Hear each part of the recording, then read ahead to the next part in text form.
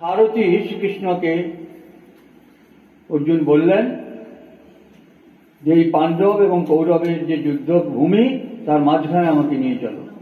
কৃষ্ণ যুজুস্সুম সমবস্থিতান শীলন্তি মমগাত্রাণি মুখঞ্চ পরিশিষ্যতি বেপতিষ্ঠ শরীরে মে রোমহর্ষশ্চ জায়তে।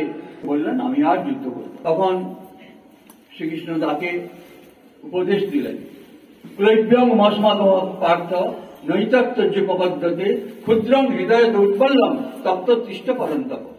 ক্ষত্রিয় তুমি, সমস্ত মোহ দূরীভূত হলো। তিনি যথার্থ সৈনিক হয়ে তিনি যুদ্ধ ক্ষেত্রে অবতীর্ণ হলেন।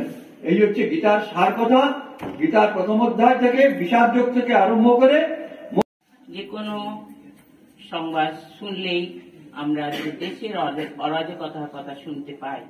তাই আমাদের প্রভু যীশু আমাদের জীবনকে কিভাবে গঠিত করতে হবে তিনি বলেছেন, আমাদের জীবনে এই তিনটি বিষয় খুবই আমাদের প্রয়োজন।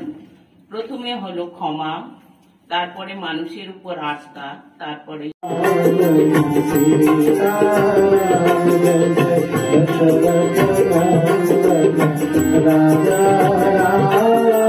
সভা আজকে এক মহান প্রাণের মহাপ্রয়াণ দিবস উপলক্ষে পশ্চিমবঙ্গ সরকারের নির্দেশক্রমে আমরা পূর্ব মেদিনীপুর জেলা প্রশাসন থেকে আমরা আজকে অনুষ্ঠানটি করলাম। আজকের দিনে মহাত্মা গান্ধীর যে মতবাদ আর যে চিন্তাধারা সেটা অত্যন্ত প্রাসঙ্গিক, কারণ উনি সর্বধর্মের সমন্বয়ের যে একটা মতবাদ দিয়েছিলেন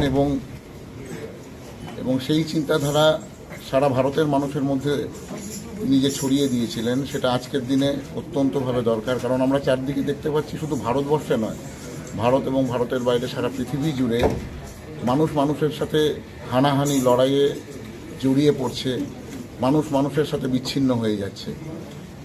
এই বিচ্ছিন্ন হয়ে যাওয়ার যুগে সর্বধর্মকে সাথে নিয়ে ধর্ম যা আমাদের সুকোমল বৃত্তিগুলোকে ধারণ করে, সেই ধর্মকে সাথে নিয়ে আমরা যাতে মানুষের প্রতি ভালোবাসা, মানুষের প্রতি প্রেম এবং সবার প্রতি ক্ষমার দৃষ্টিভঙ্গিতে সবাই যদি এক হতে পারি, তাহলে মানব সভ্যতা আরও উন্নততর জায়গায় চলে যাবে। সেই উদ্দেশ্যেই আজকে এই প্রার্থনা সভা আয়োজন করা হয়েছিল।